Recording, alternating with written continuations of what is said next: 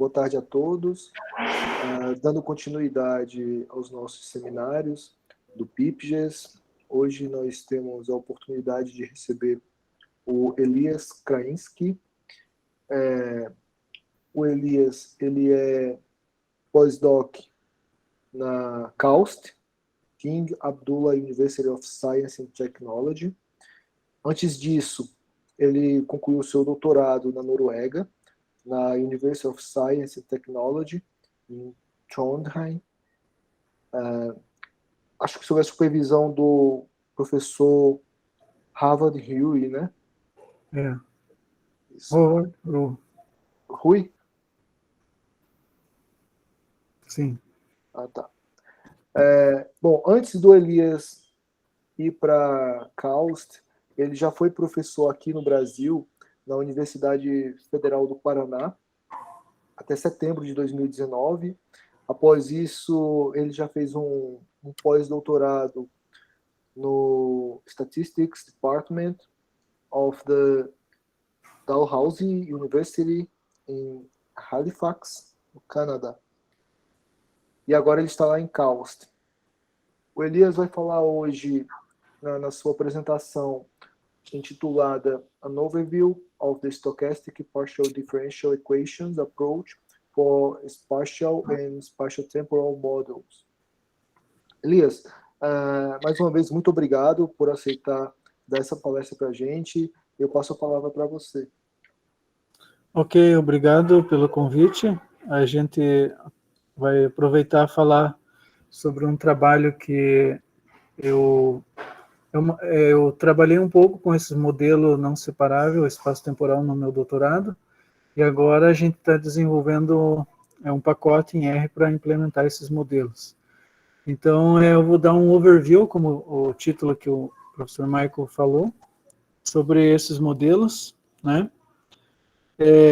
E o nome parece um pouco complicado. Non-stationary and non-separable space-time models. Mas eu vejo no final, né, vocês vão ver, que é uma classe de modelos que faz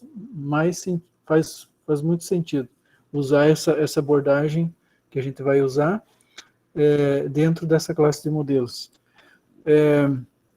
Então, o trabalho que eu estou desenvolvendo, né, junto com o professor Howard, e junto com o professor Finn, professor Finn Lindgren, para quem não conhece, é quem desenvolveu uma teoria de usar equações diferenciais estocásticas para modelos espaciais. E agora a gente está fazendo esse modelo espaço-temporal. Ele já tem trabalhado nisso nos últimos 10 anos, né? Assim, algumas perguntas ou dúvidas que eu tinha no doutorado, eu sempre perguntava para ele.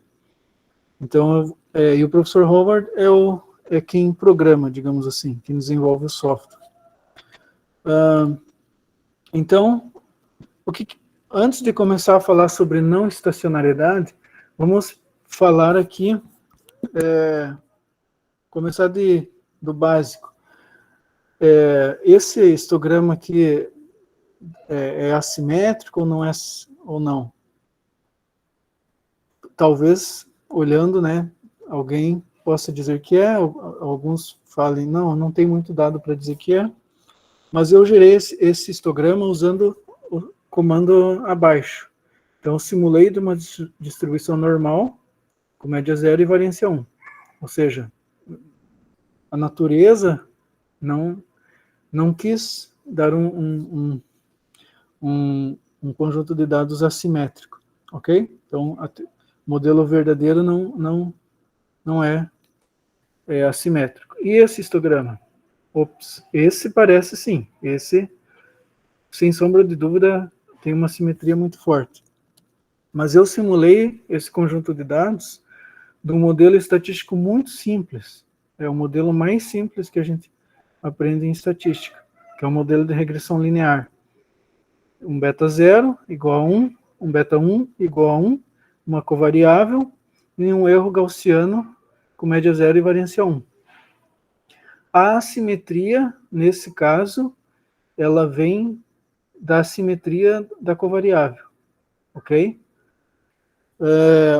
Então, só para entender que mesmo dados que pareçam complexos, se eu encontrar um modelo, às vezes é possível encontrar um modelo simples capaz de modelar essa complexidade do dado.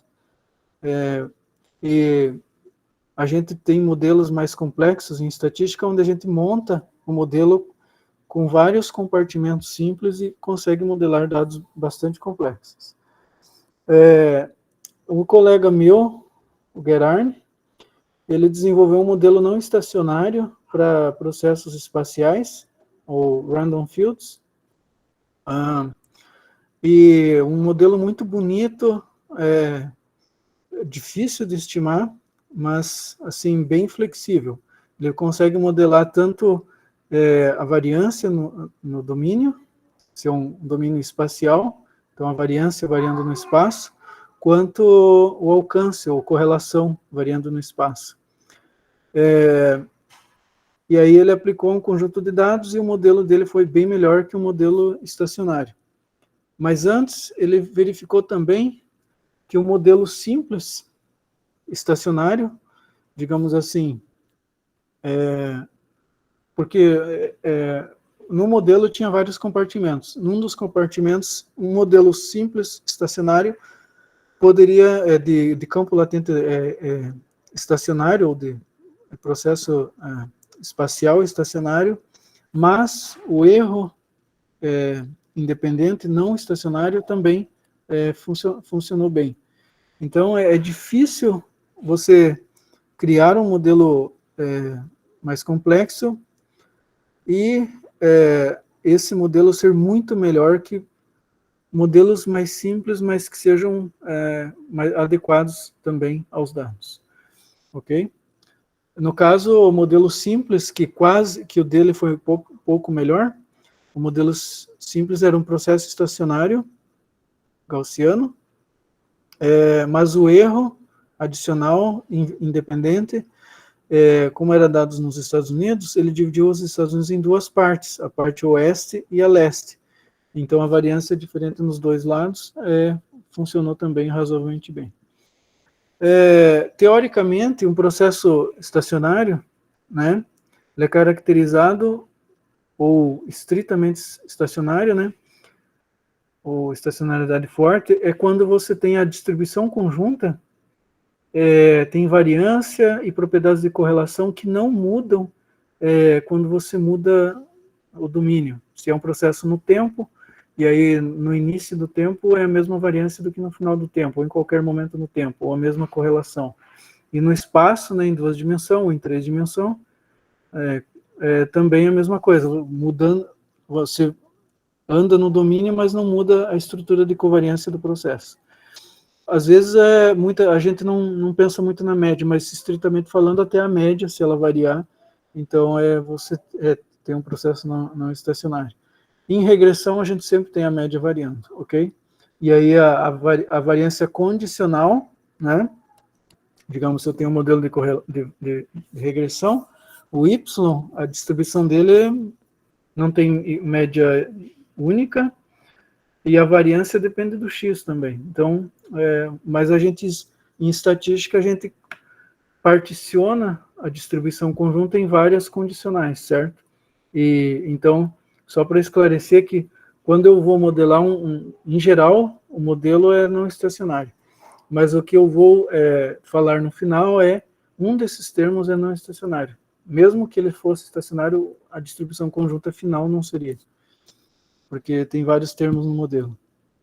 Mas aí eu vou falar de como induzir não estacionariedade num dos componentes do modelo. Para definir um processo estocástico, existem várias formas. A forma mais comum em estatística espacial é usar definir a função de covariância. Em geral, é uma função que depende da distância entre dois pontos no espaço que você está modelando, se é espaço bidimensional, unidimensional ou espaço temporal. Então, você define a função de covariância nesse domínio. Existe também possibilidade de você usar a densidade espectral, e aí a variância e a densidade espectral ela tem uma relação, a covariância a partir da densidade espectral ou vice-versa. E uma forma bastante, digamos assim, fácil de criar modelos processo estocástico, relativamente fácil, não bastante fácil, é usar a convolução, kernel convolution. Você define uma função, em geral local, e integra um ruído branco, né, usando essa função kernel. Então, a covariância vai ser como se fosse o quadrático dessa função. Uma outra forma, que é muito usada em matemática aplicada, é usar equações diferenciais estocásticas. Então, no mundo da estatística não é muito comum, mas a gente sabe, por exemplo, que equações diferenciais, ou equações no tempo, por exemplo, discreto, um processo R1, um processo MA, em geral, eles podem ser descritos por equações de diferenças, né? Você tem o processo no tempo t menos ρ vezes o processo no tempo t menos 1, é igual a um ruído. Então, esse é um processo autorregressivo. Se você colocar então, você tem um operador de defasagem no lado esquerdo da equação. Se você colocar no lado direito, você tem um processo de médias móveis. Então, aqui eu tenho um equivalente no domínio contínuo de um processo MA. Mas eu não vou usar esse L2 porque eu não quero processo do tipo de média móvel. Não faz... Digamos assim, a natureza não faz muito sentido esse tipo de processo. Então, já adianto aqui que, para mim, processos MA não fazem muito sentido. Então, a gente usa equações diferenciais com o operador só do lado esquerdo. Existe também umas abordagens mais, especialmente no domínio discreto, de você definir o processo num ponto, num grafo, por exemplo, num nó de um grafo condicional ao que acontece nos nós vizinhos. Esse grafo pode ser no tempo, por exemplo, cada ponto no tempo é um nó do grafo, pode ser no espaço, cada ponto no espaço, em qualquer, digamos assim, domínio discreto. Mas tem alguns trabalhos já também tentando usar isso aí para o domínio contínuo. Embora, não sei se a teoria fica muito boa, porque quando você passa do discreto para o contínuo é mais complicado, é mais fácil você começar no contínuo e depois passar para o discreto. Essa função de covariância aqui, ela é muito usada em estatística espacial, por isso eu vou colocar esse gráfico aqui, para a gente olhar as propriedades dessa função de covariância. É uma função de covariância que tem 3 parâmetros. Aqui no gráfico eu tenho 6 curvas, 2 ou 3 em preto e 3 em azul. As curvas em preto, elas têm um alcance, a correlação num ponto e a 1 metro de distância, ou a 1 unidade de medida de distância, ela decai rapidamente, né? Chega ali a aproximadamente 0,13. E a outra, em azul, o alcance é maior, é 4. Esse alcance a gente chama de alcance prático. Não é muito usado esse parâmetro aí nos livros, mas é um alcance prático. A gente deriva daquele outro parâmetro ali, kappa, e do parâmetro nu, que é o de suavidade. O parâmetro nu de suavidade, quanto menor, mais rugoso vai ser o processo. Quanto maior, esse nu, mais suave vai ser o processo. Aqui ainda não dá para ver muito bem, só quem está mais familiar, quando o nu é 0,5 aqui, eu tenho um decaimento exponencial. Então, é uma propriedade de derivada aqui na origem. Quando eu aumento o nu, a derivada muda totalmente. Então, eu já tenho um processo mais suave. O outro parâmetro aqui é o sigma. Essa é a variância do processo. Então, aqui parametrizado de forma que eu tenho variância, suavidade e alcance. São 3 propriedades desse processo.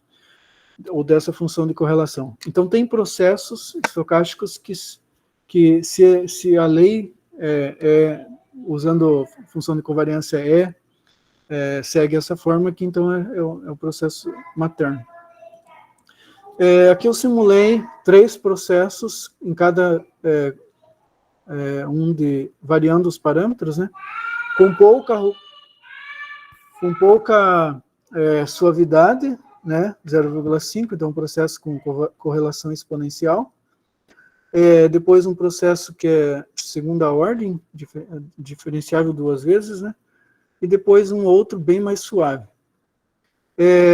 Digamos que eu usei o mesmo ruído para simular esse processo, então os vermelhos correspondem ao mesmo. Então, quando eu aumento a suavidade, eu perco um pouco o detalhe, mas o alcance, digamos assim, se mantém ainda o mesmo. Então, falei aqui, nesse gráfico, nesses exemplos aqui, eu tenho as 2 propriedades, né? Suavidade e alcance. Os gráficos da esquerda têm um alcance menor, os da direita têm um alcance maior.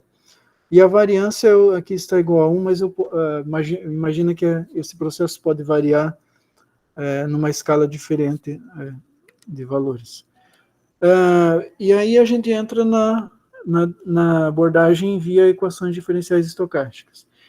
Já tinha um trabalho em 54 do Peter Wheaton, quando eu tinha esse alfa igual a 1. Então ele começou a trabalhar, definiu um processo num látice, quando você tem esse alfa igual a 1. Ele não olhou o contínuo nesse paper. Então, ele calculou a função de densidade espectral, covariância, e definiu esse processo. Aí, mais tarde, o Matern, na tese de doutorado, generalizou quando tem valores alfas diferentes e no caso contínuo. Então, a correlação de Matern é um caso mais geral do modelo mais antigo. Matern foi 60 e alguma coisa.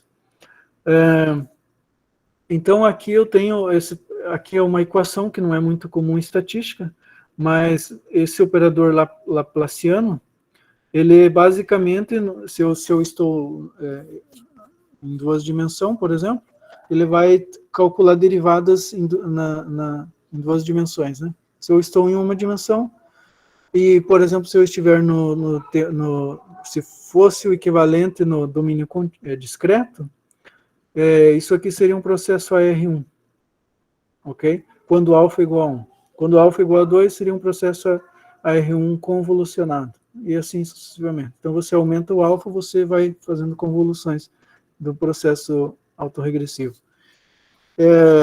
No caso de grid, a solução encontrada nesse paper de 2011, do Finn Lindgren, do meu Howard Rue e Lindstrom, no caso discreto, eu caio usando o Laplaciano discreto, né, essa matriz G, ela vai ser uma diagonal com número, no caso assim, de um grid regular, número de vizinhos, que é 4, e fora da diagonal menos 1 quando é vizinho e 0 caso contrário. E aí esse K multiplica por uma matriz de identidade, o C seria uma matriz de identidade no caso de um grid regular. Então, essa conexão foi estabelecida nesse paper de 2011 entre o processo no contínuo e os processos discretos, né? E aí, quando você aumenta esse alfa, você convoluciona o processo e aumenta a suavidade. No caso de unidimensional, a gente já tinha os modelos de passeio aleatório de primeira e segunda ordem, e no caso espacial de discreto, a gente tinha o modelo de Wheaton, que seria o alfa igual a 2, e o BZAG, que é o Conditional Autoregressions, 74. E o BZAG também tem o caso intrínseco, né? Bom, aqui o link entre o contínuo, que aparece nessa equação diferencial, e o discreto, que é onde é mais fácil, digamos assim, da gente talvez talvez é mais fácil da gente entender. Eu não tenho muita base em matemática, então para mim essa conexão fica mais fácil. Mas no mundo real, ou o processo que a gente quer modelar, ele é no espaço contínuo, ou no domínio contínuo. Então, se eu tenho aqui um processo unidimensional, UDS, em qualquer ponto no domínio S, pertencente aqui na reta, por exemplo, então eu aproximo usando o método dos elementos finitos, que é um método que os matemáticos usam há décadas, ou talvez centenas de anos. Você coloca funções bases, você pode escolher diferentes tipos, graus de funções base.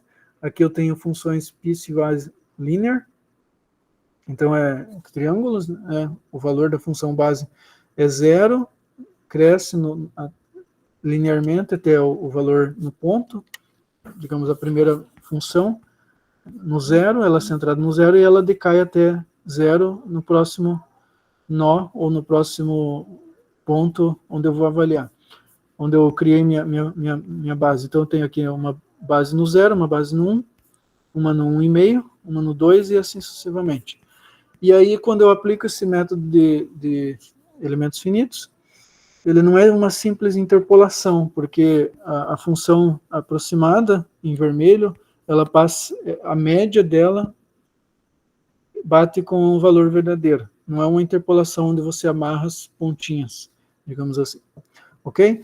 Então, o processo no contínuo é igual, ou é aproximado, por uma matriz que vai avaliar a função base no ponto e nos nós, multiplicado por U, e o processo vai ser modelado nos nós. Então, a gente vai ter o processo modelado nos nós, e aí projeta ele em qualquer ponto no domínio. Em duas dimensões, o caso mais simples é usar triângulos, e aí também funções de primeira ordem, piecewise linear. Claro, tem como você aumentar o grau da função, né? E aí você pode diminuir o número de funções bases, como muita gente já usa em estatística para splines, etc. Funções B-splines, S-splines, etc. Você pode aumentar o grau e diminuir o número de funções. Mas o interessante é fazer uma distinção. Aqui eu não estou fazendo a mesma coisa, porque aqui existe um processo estocástico por trás, enquanto que no puramente spline você não teria um processo estocástico por trás. E aqui eu tenho uma abordagem via uso de funções bases, mas não da mesma forma. Eu tenho um processo UDS por trás que tem aquelas propriedades de Matern. Ok? Em duas dimensões, se eu tenho aqui, por exemplo, uma triangulação com 8 nós, eu imagino um dual dessa triangulação. Então eu tenho os polígonos formados pelos centroides dos triângulos e os midpoints dessas arestas, né? E aí essa área desse dual vai ser aquela matriz C, a diagonal naquela matriz C. Aqui tem uma coisa que é chamada mass lumping, usado também em matemática aplicada. Então aqui vai representar a área desses polígonos formados pelo dual mesh. E a matriz G, que apareceu lá no grid, seria 4 na diagonal e menos 1 fora da diagonal. Aqui é no contínuo. Então,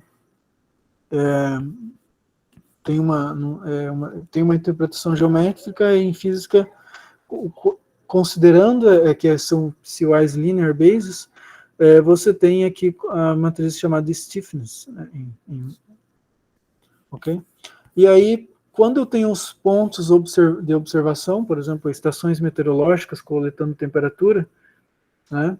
Então o campo aleatório seria temperatura, nesses pontos aqui, 1, 2, 3, 4 até o 7, e aí eu modelo, eu construo meu processo nos nós dos triângulos, faço a modelagem usando essa matriz C e G, e aí eu projeto usando essa matriz A. Então, por exemplo, o ponto número 2 coincide com um nó do triângulo então ele vai ser exatamente o valor naquele ponto. E os outros é uma média ponderada de 2 ou 3 valores. 2 se caiu na aresta e 3 se caiu no meio do triângulo, em algum ponto no triângulo. Aqui é o valor desses números A. Tenho lá esse gráfico eu tirei do meu livro, então lá tem um pouco mais de detalhes. Bom, voltando ao caso de estacionariedade ou não estacionariedade, quando eu tenho um processo estacionário, a covariância, né, uma das caracterizações do processo, ela é a covariância do processo num ponto com o valor do processo em outro ponto, ou a covariância pode ser descrita simplesmente pela localização, né, no domínio. Se é estacionário, vai ser só a função da distância entre esses dois pontos. E se é não estacionário, aí muda. Qualquer alteração a essa condição bem restrita muda. Por exemplo, aqui eu tenho duas séries temporais. Na primeira parte da série tem uma variância maior que a segunda. Na segunda série temporal, o alcance na primeira parte da série é menor do que na segunda. Ok? Então, eu tenho propriedades que mudam no domínio. Então, os dois processos, a rigor, não são estacionários. Ok? Eles são localmente. Numa parte da série é uma variância, na outra é outra. Se eu dividisse a série em duas partes, teria duas séries, cada uma delas estacionária. E agora, talvez fui muito rápido, talvez faltou algum, depois vai ficar gravado, quem quiser também olhar no livro, nos papers, mais definições, mas agora vamos passar para o caso dos modelos espaço-temporais. Se eu tenho um domínio discreto, eu poderia, digamos assim, ter n pontos no espaço.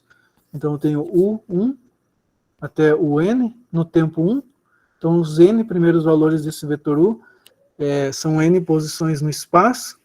Digamos que espaço discreto seria quando eu modelo, por exemplo, a taxa de incidência de uma doença nos municípios do Brasil. Então, eu tenho n municípios, e aí no tempo 1, depois esses n municípios no tempo 2, até n municípios no tempo t. Então, o domínio aqui é discreto, tanto espacial quanto temporal. E no caso contínuo, o domínio é contínuo. Pode-se imaginar, por exemplo, temperatura ou precipitação. É um processo estocástico que pode ser medido ou avaliado em qualquer ponto no R espacial, né? Tridimensional, porque temperatura domínio é tridimensional, e no tempo, ok? Bom, então a definição: processo espacial espaço-temporal no domínio discreto e no domínio contínuo. No domínio discreto, se eu tenho um processo espaço-temporal que tem covariância separável, então quando às vezes tem papers que já vi até em livros confundir os dois termos.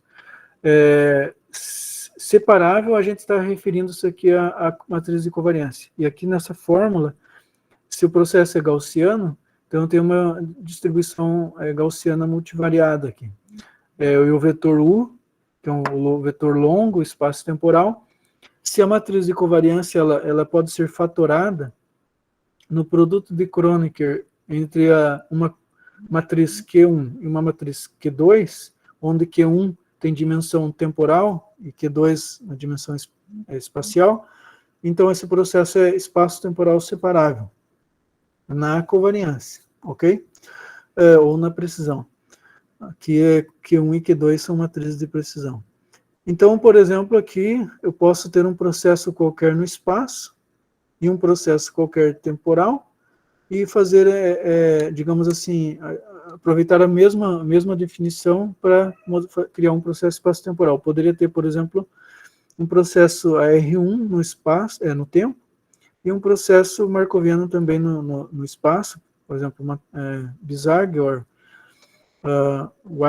Witten, ok?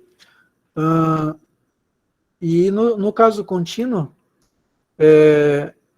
aí eu vou ter uma função de covariância, né? Ou a precisão, ela também eu posso separar no produto de uma função puramente espacial e puramente temporal. E se eu tenho observações desse processo, eu posso definir uma coleção de pontos, uma coleção finita de pontos no espaço e no tempo, né? Então eu defino igual a forma discreta. Um truque tem um espaço-tempo infinito dimensional. Não gosto de falar essa palavra infinito dimensional porque não é infinito dimensional. A dimensão espacial é 1, 2 ou 3, a dimensão temporal 1. Espaço, domínio contínuo, não é infinito dimensional, não. Então, tem essas propriedades aí. Porém, o Mike Stein, nesse paper de 2013, ele escreveu que um processo espaço-temporal, Mike Stein é um professor de Chicago, e ele tem um livro bem teórico sobre processos espaciais, e também tem alguns papers bem teóricos, incluindo esse de espaço-temporal. Então ele fala que tem que ter essas três propriedades, ter graus de suavidade diferente no tempo e no espaço, né? Qualquer grau tem que ser flexível o suficiente, com suavidade mais ao distante da origem, mais suave longe da origem do que na origem. Isso é uma propriedade bem teórica, que no caso de alguns processos é até difícil, talvez, de calcular isso, de avaliar isso. E a covariância de forma que seja fácil de calcular. Aquela covariância de Matern, que eu mostrei aqui, ela depende da função Bessel, essa função K de nu. Digamos que aqui seja computável, ok? Então, mas existem algumas covariâncias que para fazer a conta eu preciso resolver uma integral, né, às vezes de 0 a infinito, integrar em funções bases de 0 a infinito, por exemplo. E aí teve esse paper que ele publicou em 2013 era o caso.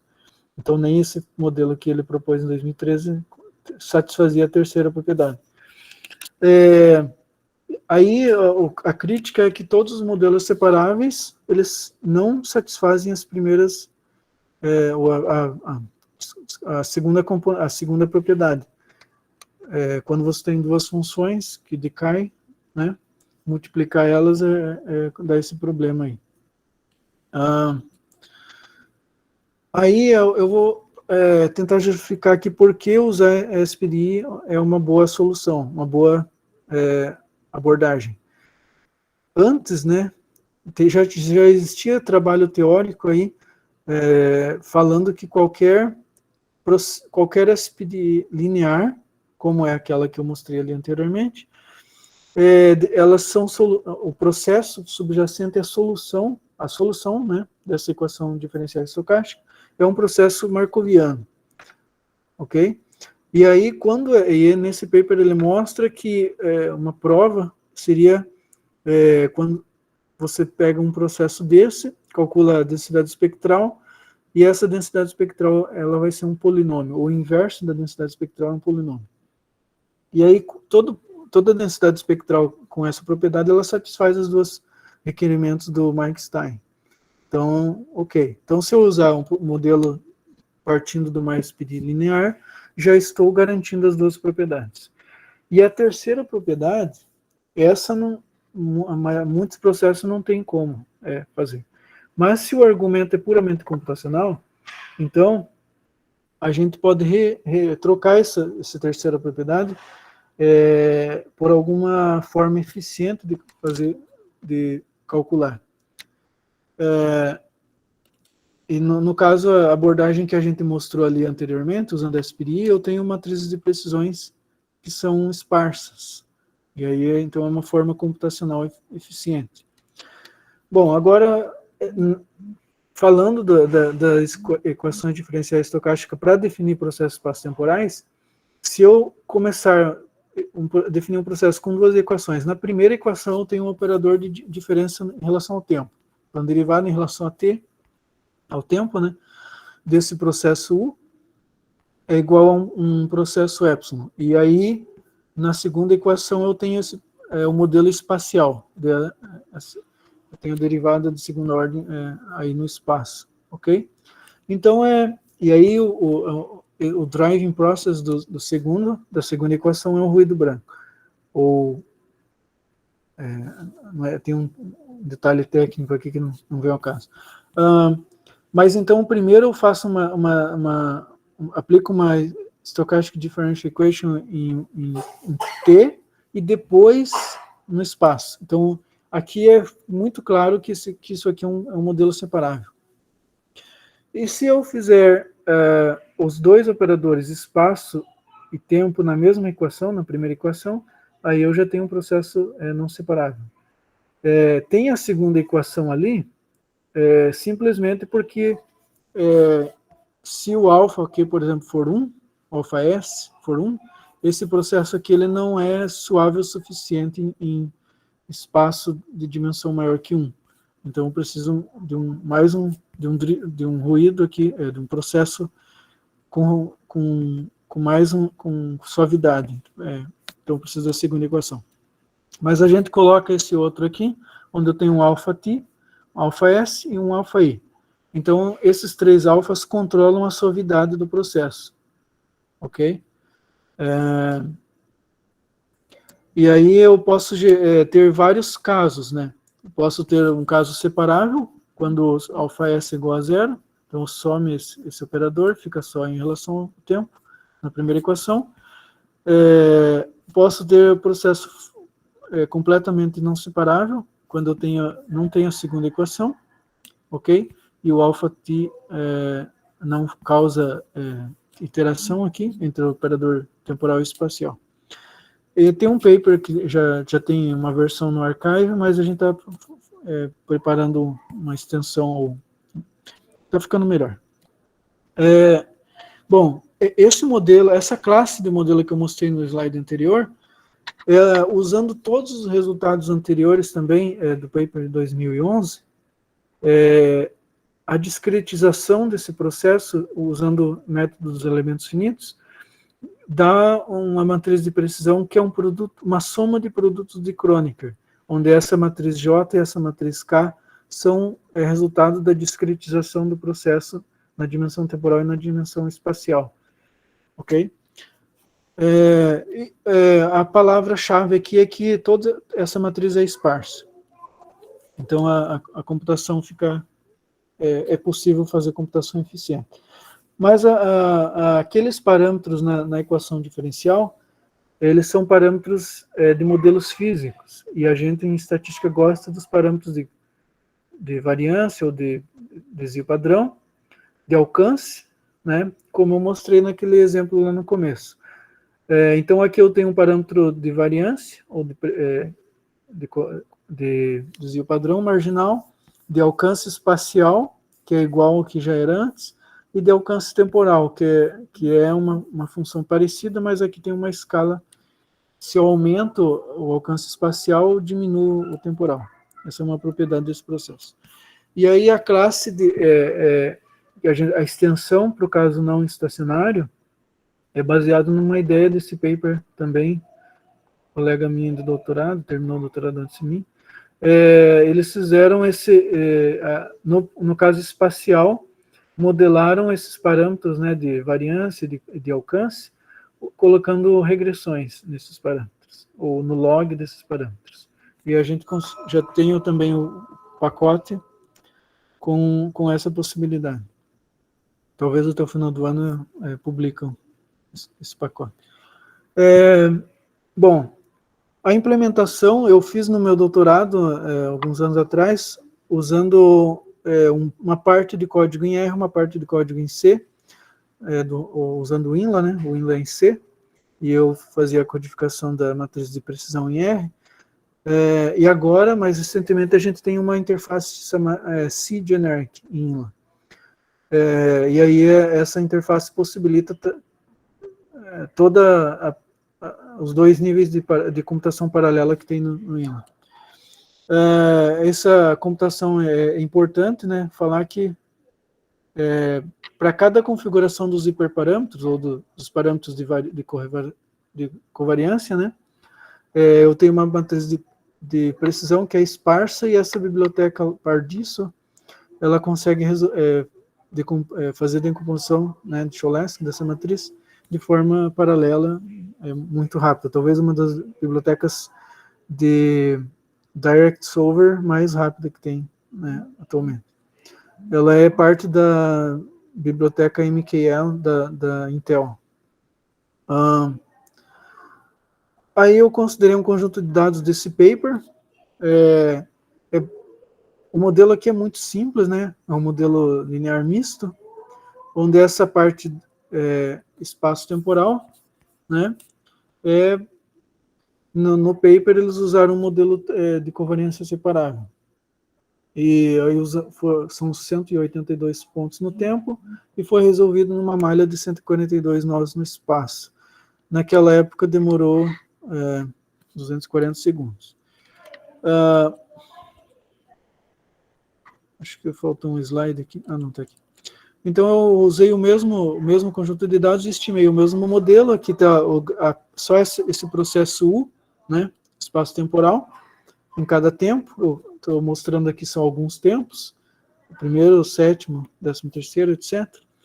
E aqui o não separável, a versão não separável, o mesmo modelo, mas agora a componente desse modelo é não separável. E aí a computação, essa primeira tabela é, digamos assim, a matriz conjunta do modelo. O número de não zeros, ou a esparsidade dessa matriz, é parecida no modelo separável e não separável. Aqui tem algum detalhe aqui de ordering, porque se você reordenar a matriz de forma diferente, às vezes dá diferença. Mas a matriz só da parte do modelo, espaço-temporal, o não separável é um pouquinho menos esparso. E o tempo de computação, né, é menos que o dobro, no caso de não separável. Então a gente resolveu, usando essa abordagem, resolve o problema que quando você tem esse resultado aqui, usar modelo separável é muito, digamos assim, apelativo, porque você, para resolver essa matriz, é proibido inverter matriz, né? Isso aí a gente aprende em estatística computacional. Mas fazer a decomposição dessa matriz, você pode fazer só da primeira matriz e só da segunda. E aí o resultado da decomposição você avalia o que você precisa. Então você não faz a decomposição da matriz inteira. Então por isso que os modelos separáveis são mais usados, por causa dessa propriedade. Mas agora, como eu mostrei aqui, nessa classe de modelos, a esparsidade é praticamente a mesma, e a decomposição, usando esses algoritmos do pessoal da computação, não muda muito, ok? Fica praticamente a mesma ordem de tempo de computação. Ok? Então aqui estão as referências. Se alguém tiver alguma pergunta, estou à disposição. Obrigado, Elias. Nada. Alguém quer fazer alguma pergunta, algum comentário?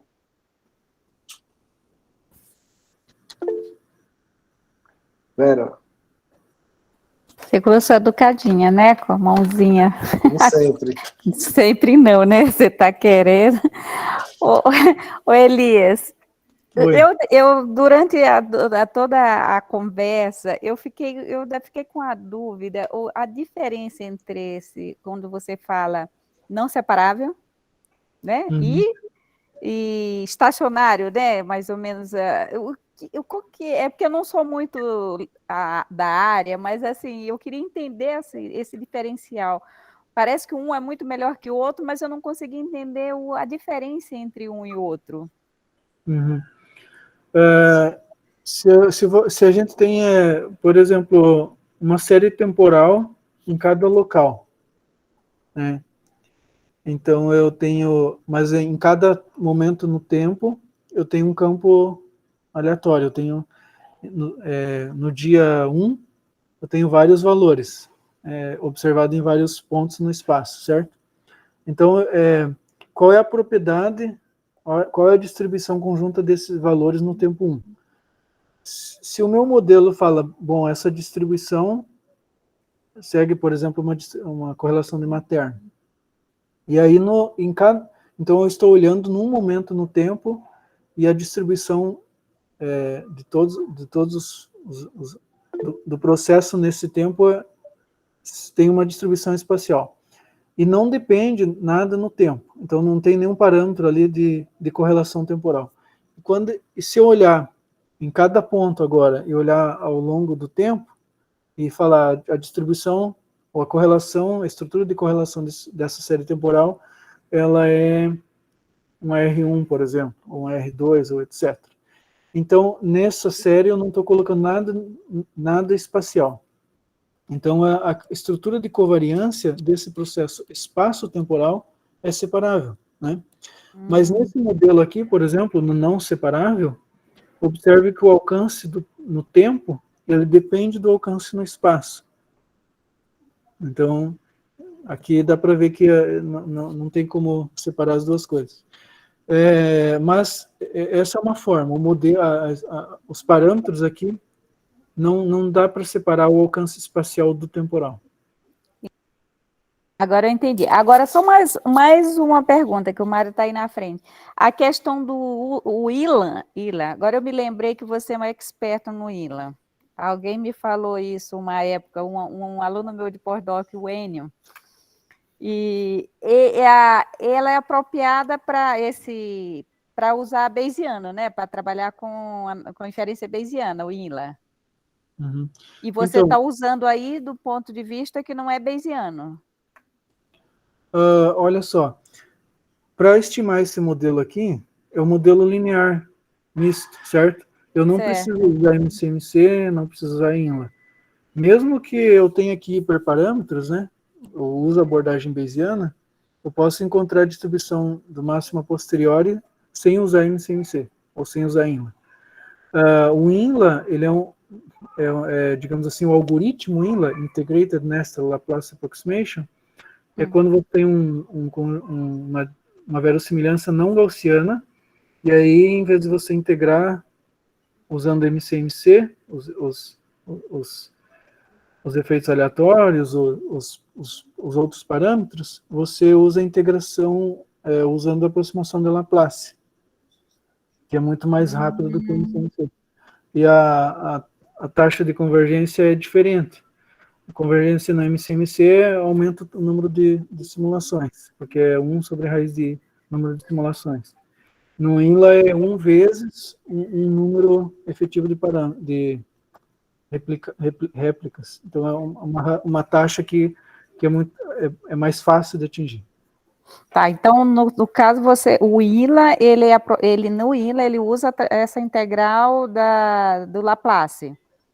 Embora nesse modelo eu uso, mesmo quando eu tenho uma verossimilhança gaussiana, a distribuição condicional dos betas e dos efeitos aleatórios também é gaussiana. Então eu não preciso usar INLA. E mesmo que eu carregue o pacote INLA, use a função INLA, lá dentro ele só faz a conta, ele não usa a aproximação. Agora sim. Só se não for gaussiano, daí ele vai executar, vai demorar um pouquinho mais, digamos assim. Interessante, maravilha. Parabéns aí pela apresentação, muito didático, tá? Obrigado aí. O Mário está na lista. Mário, você ainda tem pergunta? Sim, obrigado, Michel. Parabéns, Elias, pela apresentação, parabéns pelo seu trabalho, já acompanho o seu trabalho já há algum tempo. E, se pudesse, eu gostaria que você comentasse aí, principalmente para os nossos alunos, as dificuldades da implementação computacional, a questão de escalabilidade, esses aspectos computacionais mais gerais. Ok. Bom, o INLA, como eu falei aqui, agora para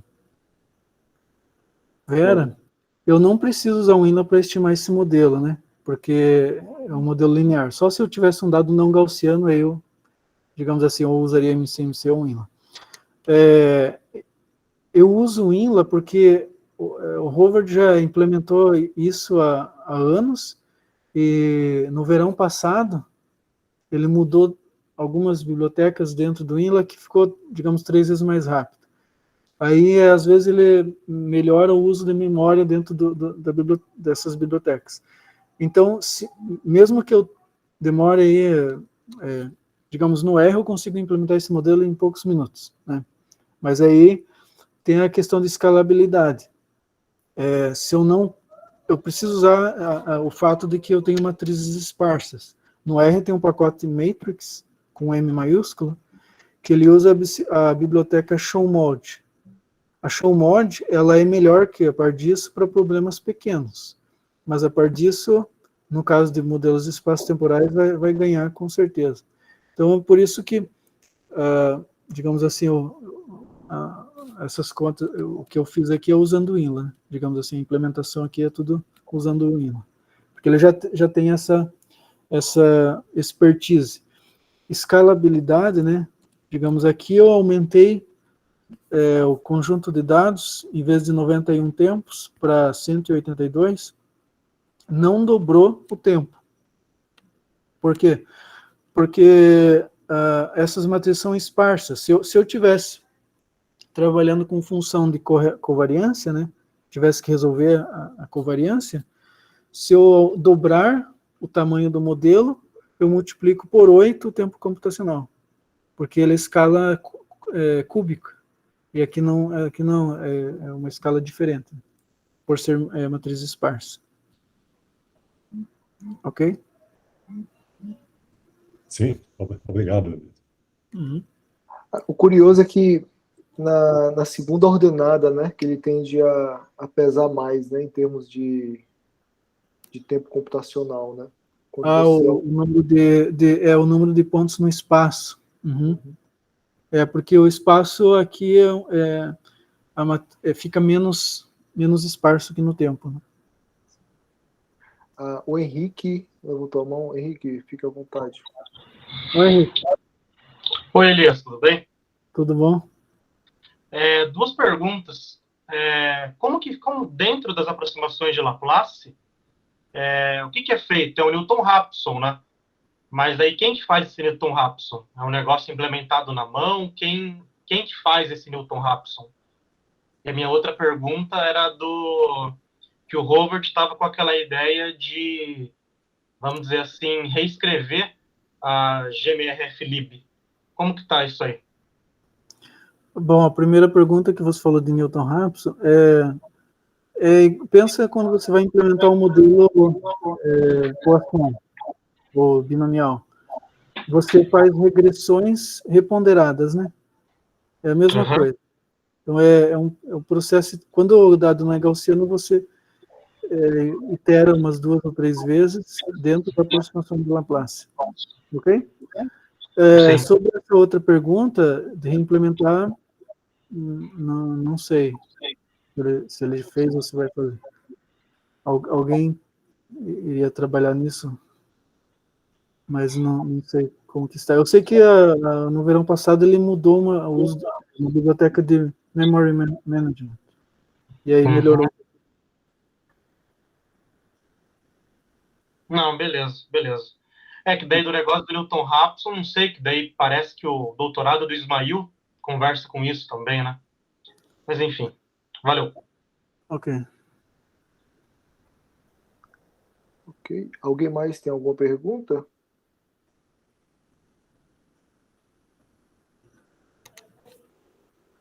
Beleza. Então eu gostaria de agradecer mais uma vez o Elias pela disponibilidade, né, a gentileza em vir aqui para o nosso programa, ainda que virtualmente, apresentar esse seminário, que é bem interessante, é uma coisa que é um pouco fora do que a gente está acostumado a tratar por aqui, né? Então, Elias, mais uma vez, muito obrigado, tá? Ok. Espero que tenhamos a oportunidade de nos conhecermos presencialmente em breve. Ok. Será um prazer. Ô, Elias, Você aceitaria aí um convite para nos dar tipo um mini curso, alguma coisa sobre o INLA? Eu tenho muita curiosidade de conhecer melhor sobre o INLA. Eu já participei de algumas bancas, vou sempre falando um pouco sobre o INLA, mas eu gostaria de me envolver ou envolver meus alunos um pouco mais sobre esse. A gente pode combinar aí mais para frente, correto? Olha só, eu estou aprendendo ali. Uma oportunidade para eu visitar o Brasil também. Isso.